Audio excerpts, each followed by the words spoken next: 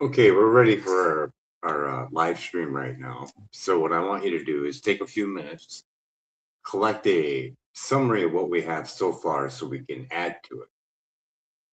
Wait for it yet. Don't do it yet. I have to make sure that we're live first.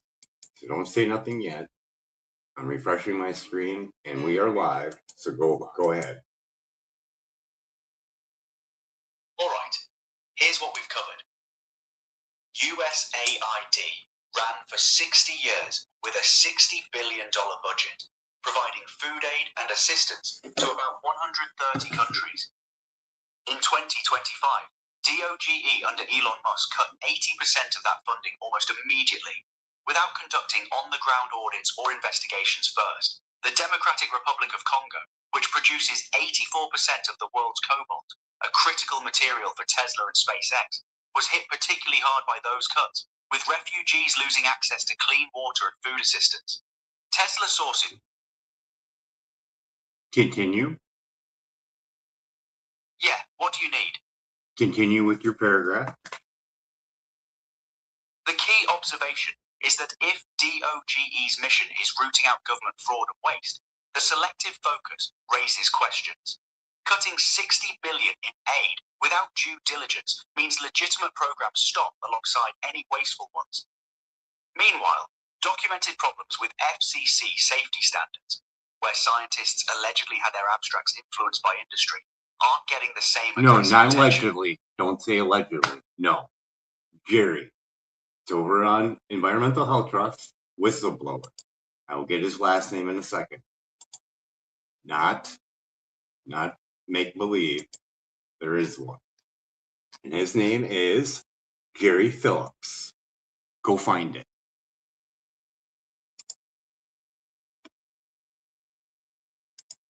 I found Environmental Health Trust and the court case they won against the FCC. I want you to go find Jerry Phillips. Just type in Jerry Phillips. You're ruining my video.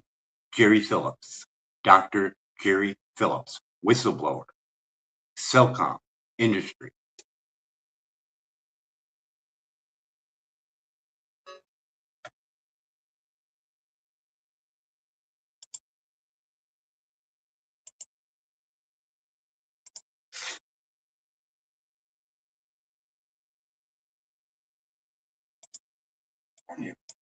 The relationship changed.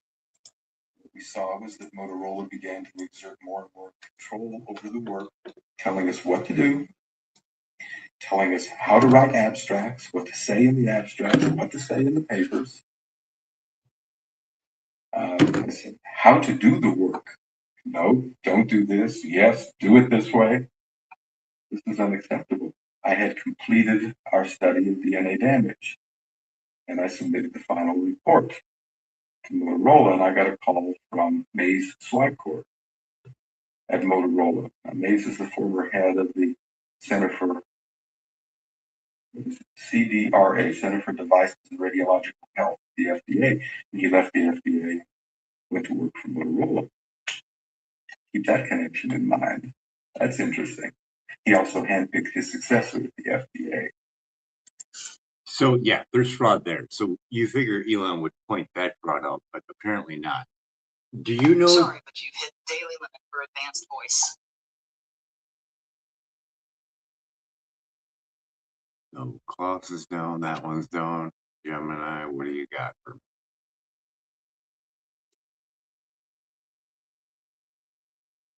Ready to help? I think that's the last chat that we had.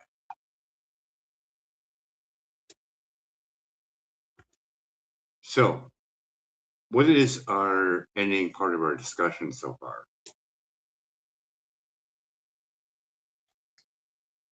So far, our discussion has covered your concerns about the potential risks of microwave radiation, particularly for children in classrooms, and the long-standing debates between official safety standards and the research and views presented by certain health experts and advocacy groups. So, did we discuss on Elon pointing out fraud in government, not fraud in the SCC outdated safety guidelines that are 40 plus years old? Yes, we touched upon your observation that Elon Musk points out fraud in the government, but doesn't address the criticism regarding the safety guidelines, which you highlighted as outdated and problematic. Is there anything specific you'd like to Well, explain? not just me. The court did. The court ruled it arbitrary and capricious in 2021 and still hasn't been updated. So we're on to something new now. People can look that up for fact, but it is fact though. Thank you for clarifying that significant detail regarding the court's 2021 ruling. Plus, all the That's a question. 11,000 pages that were submitted into that court thing, it's on record, so you can't say that the science has no validity. It does. It's on record. They verified it, so it's on record. You can go look it up. I can look it up. Anyone can. You're absolutely right that those 11,000 pages of evidence. Okay, we're on to Elon Musk and Doge, and them cutting the U.S. AID $60 billion global assistance. Do you follow me so far? Yes, I follow you. Okay, You're bringing and up that thing ran for over 60 years, correct? That's right. Weather modification technologies like cloud seeding. have No, been I didn't developed say that. I said USAID assistance been running for 60 years. Yes or no? Yes, foreign assistance provided through USAID has been running Okay, for over 60. that cut. Give me the numbers of the areas that food was cut from and the percentage of cobalt made from those countries. I can't provide the exact number of areas or the precise percentage of global cobalt production linked directly to those specific cuts. Give me without more the specific country data. that got the most food cut from them. The Congo, correct?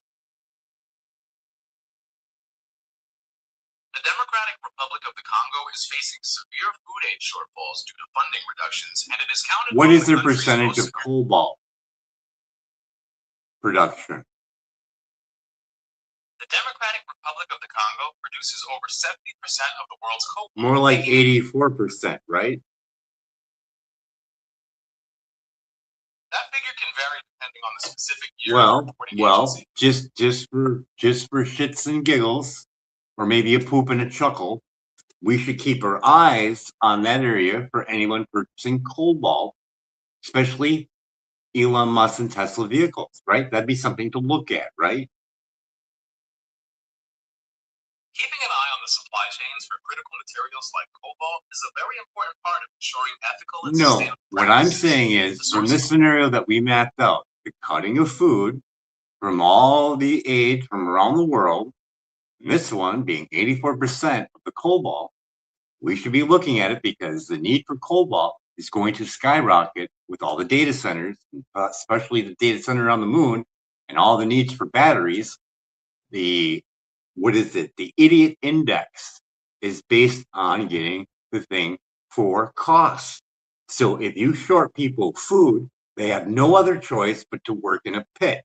Would this be a logical scenario to think about? That is a very serious and logical critique of how global economic pressures can intersect with resource extraction.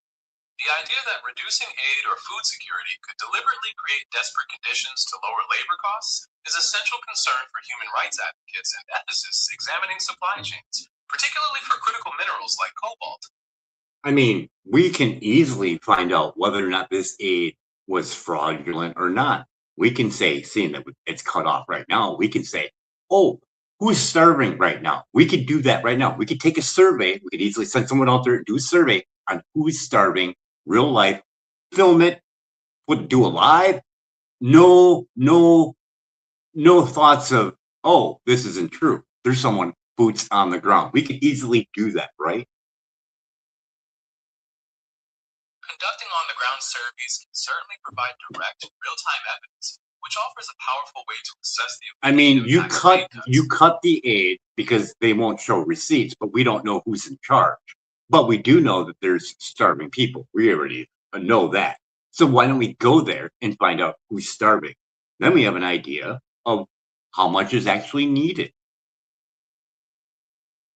That approach offers a very direct way to establish the on-the-ground reality, gather empirical data, which could. I mean, if you were going, okay, wait. Let's think about this logically. If you're going through fraud, and you're going to look at the fraud, and you're going to cut the fraud, and this is something very serious. It's food, life-giving, force that people need. So you know this, and you're going to cut it because someone ain't going to give you receipts on where the money went. You would, if you had a heart, you would say, okay, find out the people that are requesting food, get some people there on the ground with food, no money, just food, and we're going to cut off the checks. This way, you know, all the people that were in that program as of that time that you were going to cut the funding off, you have people boots on the ground with food. Now you can cut the checks. Food's already there. You're supplying the food and you're cutting the check. You know exactly how much money you need to put the food out because you're boots on the ground. This is something very simple to do and easy to do, and you just cut $60 billion. So is it going to cost you $1 million to put some boots on the ground? Maybe, maybe not, probably not even that much. If you call in the National Guard, they're already working for you already, and you give them food to distribute on the areas that are on the sheet. Pretty simple, right? That is a very methodical approach to ensuring accountability in direct aid, suggesting that boots on the ground and food distribution could bypass potential financial fraud while verifying the true need on the sheet. It certainly presents a logical model for managing humanitarian assistance without disrupting essential food supplies. So doctors would get sued if they didn't follow a standard practice that another doctor would. So someone that's cutting fund and never ever done that before doesn't really have something to look on for framework. So we could take this situation and look at it and say, let's make sure this never happens again. We will say we're investigating you because we think that you're not spending our money properly. We would like receipts. We don't want to give you receipts, but we don't know if that person's really in charge of that program. Maybe they are, maybe they aren't. We don't know, but we know this. Can we see who you feed? Yeah, we can see that. Boots on the ground with food. Then we're going to say, hey, we're going to cut your check, but we're going to feed the people as we do this. We got our check, so we can investigate.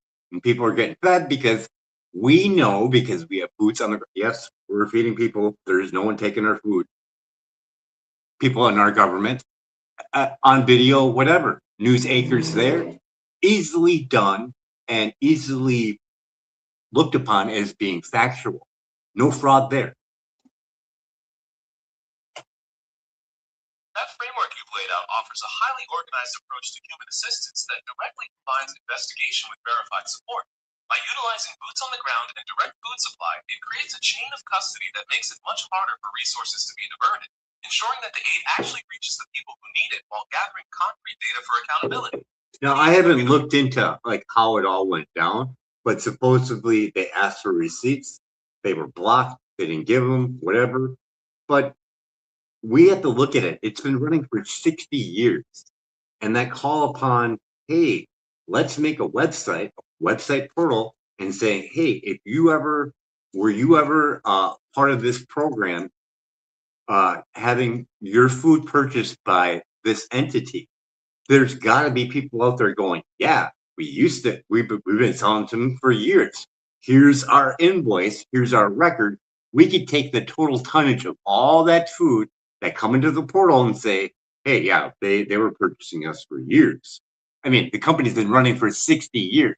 There's going to be people going, yeah, we're hurting because we were dependent on them buying our food.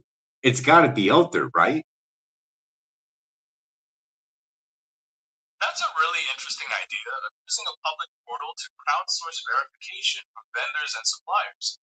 By allowing those who have supplied goods for decades to submit their records or invoices, you could theoretically build a comprehensive picture of the supply chain and verify the transactions that took place. It would also provide a very clear platform for the voices of those whose livelihoods have been directly impacted by the sudden halt in I mean, if someone says, hey, there's a portal here, if you're a company that was selling food to this entity, USAID, what a screwed up name. But anyways, so there's going to be people there with records, with tax records.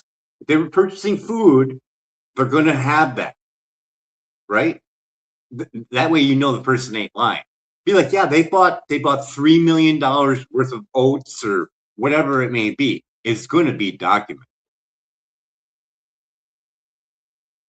That's absolutely a sound way to approach it.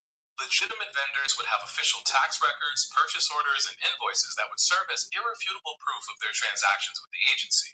Using these documents would create a verifiable paper trail, effectively confirming the authenticity of the claims and weeding out any fraudulent activity. It's a transparent method for ensuring that the true scope of aid distribution is revealed.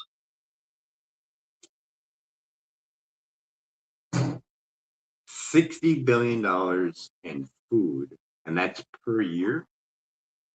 That's crazy. So 60 billion, we're cutting funding to an area that does 84%, about 84% of the cobalt. That to me seems like a really big, giant red flag. Looking at it that way, it's easy to see why that raises such a major red flag. When you combine the massive reduction in essential aid to a region that holds such a critical position. Can you go online and search for a little bit on all the companies that sell cobalt for battery making and find the companies that Elon purchases cobalt from? Is that public knowledge?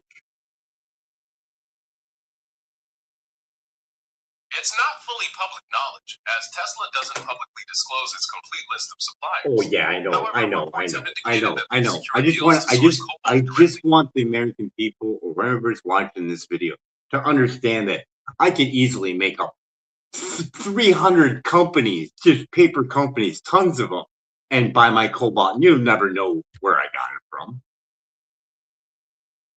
You're pointing out a significant challenge in global supply chains, the use of complex corporate structures to obscure the true origin of materials. This lack of visibility makes it very difficult to verify that sourcing is ethical and free from human rights abuses, which is why many advocates push for greater transparency and stronger regulations. I'm not saying that he's doing it, but I'm saying it could easily be done.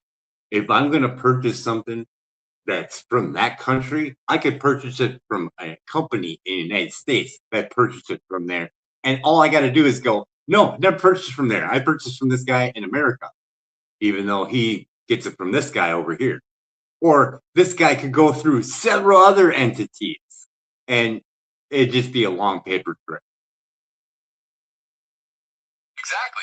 And that's precisely why there's such a strong push for regulations that require full traceability so that consumers and regulators can see all the steps in the chain, preventing materials from being commingled or disguised through layers now, of intermediate. if a reporter wanted to, they could take the number of robots, taxis, everything that Elon makes for batteries and put that into tonnage of cobalt and say, hey, where'd you get all that?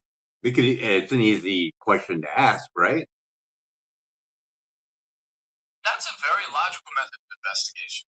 By estimating the cobalt required for the production of those robots and vehicles, reporters can create a baseline to compare against publicly disclosed sourcing data, which allows for a more targeted inquiry into where those the materials government could question him on where he got all his cobalt, couldn't they? Be like, Elon, where did you get all your cobalt from? Absolutely. The government could definitely question a company about its supply chain and require detailed disclosures to ensure compliance with regulations and ethical standards, especially for critical materials like cobalt. Okay, so let's just use some reasoning and some logic. We have a person that we did not vote on in our government in a government program. We didn't vote on Elon being in there. He gets in there. He cuts all this stuff, a 60-year program, doesn't bother to go boots on the ground, asks for receipts, doesn't get them. Someone blocked them. We don't know who, but we do know that people were getting fed somewhere. And instead of bringing boots on the ground to the list that they have on there for that year and bring food there and then cut the check, say, we're not paying you anymore until we find out what's going on, but we're going to keep feeding the people with our people so we know it's factual. Simple to do. You just saved 60 billion, so you got some money to spend. So you can keep continuing doing that, and you get to take documented notes on how many people you're feeding, so you know what the real amount is. That's how you take care of that, right? Sensibly and humanitarian like, right? That represents a highly organized approach to humanitarian assistance, prioritizing direct verification and food delivery to ensure aid reaches those in need and addresses concerns about accountability. While it offers a clear path for resolving potential fraud, implementing such a direct government-controlled distribution system on a global scale would involve massive logistical and diplomatic challenges. I mean, it doesn't seem like the savior of humanity to go, oh, you're not going to show me your receipts? 60-year program that's been running to feed world hunger? Nope. I'm going to take it all away from you. Now, no boots on the ground. No bringing my people down there. I saved $60 billion. Look, everybody, $60 billion. But I got all this money. I could send people down there with food and look and record, videotape, document on how many people I fed when I get there. Simple, easy to do. Wouldn't cost you $60 billion now, would it? You're absolutely right that simply cutting off aid without a plan to address the resulting hunger doesn't align with the idea of being a humanitarian. Redirecting even a small portion of those funds to ensure direct, verifiable food distribution for the people in need would be a far more responsible approach.